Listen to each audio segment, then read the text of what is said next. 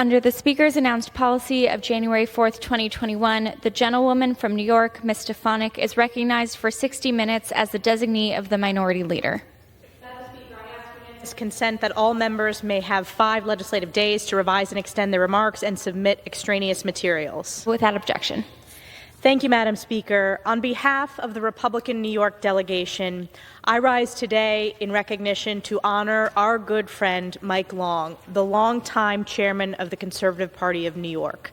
Mike passed away this week with his beloved family at his side, leaving behind an extraordinary life and legacy.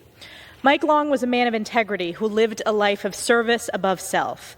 He was among the most, if not the most, respected and esteemed political leaders in New York politics by both his allies and his political opponents. Mike Long was proudly born in Brooklyn, New York, and was raised in southern Queens. In 1959, Mike enlisted in the United States Marine Corps. He felt strongly that his duty was to our country, and as we know, and this was Mike, once a Marine, always a Marine. Mike then served in elected office on the New York City Council and then for decades as chair of the New York Conservative Party, where he got to know nearly every state and federal Republican and conservative candidate for public office. His chairmanship continued for more than 30 years, which is a testament to his character, his work ethic, his leadership, and his determination to make a difference. In recognition of his strong defense of the rights of the unborn, Pope St. John Paul II named him a Knight of St. Gregory, one of the highest honors for a Catholic layman. Mike was a champion for hardworking New Yorkers and a lifelong advocate for smaller government, lower taxes, and improving the lives of hardworking New York families.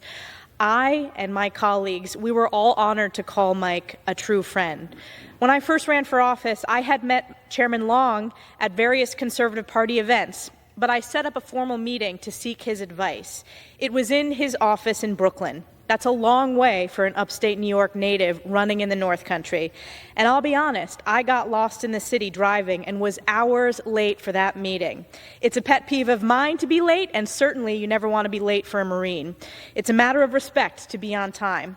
Mike couldn't have been more gracious, I will never forget it, saying I will probably win my campaign because I know how to drive in upstate New York, but clearly not in New York City. I was proud to earn his support and that of the Conservative Party.